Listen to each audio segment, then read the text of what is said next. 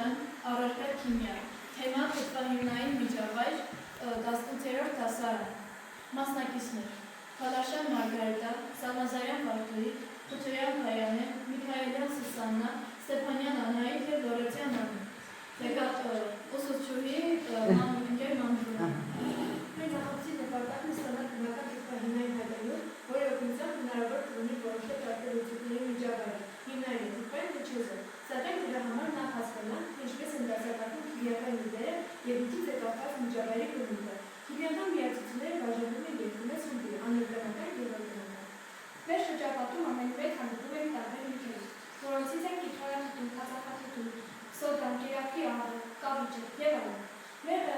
Վերջիններիս կիրառությունն ավելի արդյունավետ դարձնելու համար մեզ անհրաժեշտ է իմանալ նրանց հատկությունները, որոնք բխում են նրանց կառուցվածքից։ Միանման կառուցված և հատկություններ ունեցող նյութերը միավորում են ըստ որոշակի ընդհանուր հատկանիշների, կազմելով միացությունների առանձին դասեր։ Այսպիսով, աներգանական նյութեր կարելի է դասակարգել հետևյալ կերպ։ Բոլոր բաղնյութերը ըստ իրենց կազմի և հատկությունների լինում են 4 տեսակի՝ օքսիդներ, հիմքեր, թթուներ և աղեր։ Թթվածին պարունակող երկար միացությունները, որոնցում թթվածինը ցուցաբերում է -2 օքսիդացման աստիճան, կոչվում են օքսիդներ։ Օքսիդները իրենց հերթին բաժանվում են 3 հիմնական մասի՝ հիմնային, թթվային և երիկնիմի։ Աղերը բաղնյութեր են, որոնք կազմված են մետաղի ատոմներից և թթվային մնացորդներից։ Ինչպես տեսնում ենք թթուների քիմիական բանաձևերից, դրանք բաղնյութեր են, որոնք կազմված են մեկ կամ մի քանի ջրածնի ատոմներից և թթվային մնացորդից։ Այս նյութերի համար ընդանում են մոլեկուլում ջրածնի ատոմները և ատոմների միացման կարգը, որի շնորհիվ վերջիններս դրսևորում են միանման հատկություններ։ Իսկ հիմա տեսնենք, թե ինչպես են հայտարարները փոխում իրենց գույնը թթվային միջավայրում։ Այս փորձը կատարելու համար մեզ անհրաժեշտ է 3 անոթներ, որոնց մեջ լցված է աղաթթվի լուծույթ։ Առաջին անոթի մեջ ավելացնում ենք անգույն ֆենոլֆթալեին,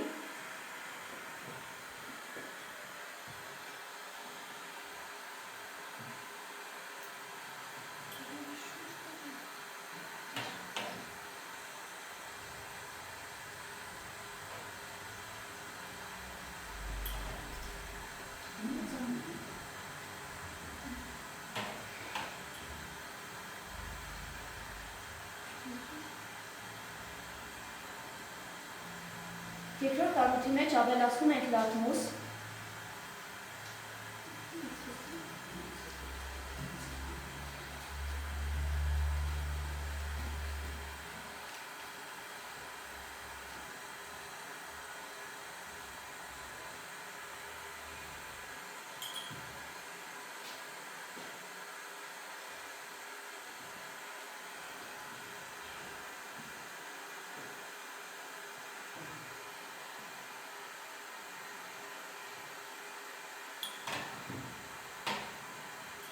իսկ երրորդ անոթի մեջ ավելացնում ենք մեթիլ օրանժ կամ մեթիլ նարնջագույն։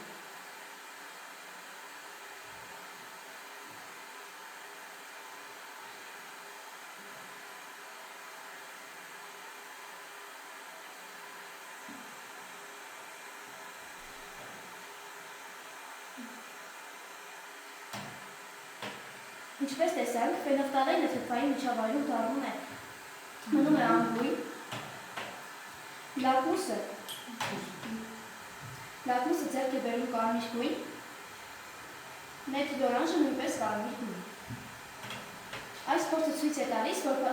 տարբեր հայտարարությունների միջոցով մենք կարող ենք որոշել միջավայրի թթվայնությունը։ Մեկ այլ դաս ենք կազմում հիմքերը, որոնց համարել ընդհանուր է մետաղի ատոմին միացած մեկ կամ մի քանի այլ հիդրոքսիլային խմբերի առկայությունը։ Հենց այդ հիդրոքսիլային խմբերով էլ պայմանավորված է հիմքերի հատկությունները, սակայն պետք է նշել, որ հիմքերը որոշ հիմքեր ջրում լուծվում են, իսկ որոշները ոչ։ Ջրում լուծվող հիմքերին անվանում են ալկալիներ, հենց ալկալիներն էլ ձեռք են բերում հայտանյութի գույնի փոփոխություն։ Կատարենք ևս մեկ փորձ, այս անգամ անոթներում լցված է նատրիոհաշի լուծույթ։ Առաջին անոթներից մեկում ավելացնենք ֆենոլֆթալեին, անգույն ֆենոլֆթալեին, ձեռք է բերում մորու գույն։ Երկրորդ անոթում հնցնենք լակմուս, մանուշակագույն լակմուս, որը ձեռք է բերում կապույտ գույն։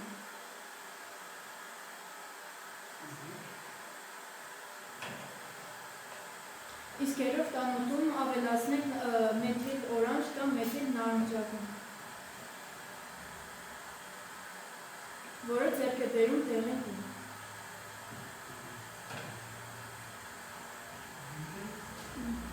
Ինչպես տեսանք, հիմքերի ջրային լուծույթներում ֆենոլֆթալենը ձեռք բերեց վարդագույն, լակմուսը ձեռք բերեց կապույտ գույն, ֆենոլֆթալենը վարդագույն, իսկ մեթիլ օրանժը դեղին գույն։ Դա պայմանավորված է նրանով, որ ալկալիների ջրային լուծույթներում առկա են հատուկ հիդրոքսիդ խմբեր, որոնք միջավայրը դարձնում են հիմնային։ Պետք է նաև նշել, որ ջրում չլուծվող հիմքերը միջավայրի գույնի փոփոխություն չեն առաջացնում։ Մեր կատարած ուսումնասիրությունների արդյունքում հասկացանք, որ քիմիական հայտանյութերում հիմնային և թթվային միջավայրում դրանք փոխում են իրենց գույնը, որոնց շնորհիվ կարելի է որոշել տարբեր լուծույթների միջավայրեր։ Իսկ որոնք են քիմիական լաբորատորիայի հիմնարար գաղափարները։ Սանխագի ստեղծում, բնական հայտանյութի ստացում և հայտանյութի կիրառում։ Մենք պատրաստել ենք բնական հայտանյութ։ Բնական հայտանյութերը կարելի է ստանալ բույսերից, որոնք պարունակում են հատուկ հիմնանյութեր։ Մենք ի սկզբանե առանձնացրել ենք բնական հայտանյութեր, որոնց համար մենք սկզբում գործել ենք կարմիր տաղանդը և մանուշակագույն տաղանդը և կարմիր բազուկը։ Մանուշակագույն և կարմիր բազուկի համար մենք սկզբում կտրատել ենք կարմիր բազուկը և ավելացրել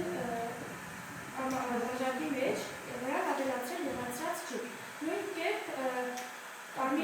մանուշակագույն բազուկի հետ կտրատել ավելացրել ենք եղացրած ջուր, որից հետո նրանք երեսնինը փոխանցել են մեր ջրին։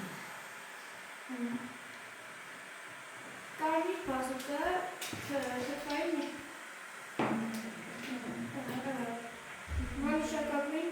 կաղանդը հիմնային միջավայրում ստանում է կանաչ գույն,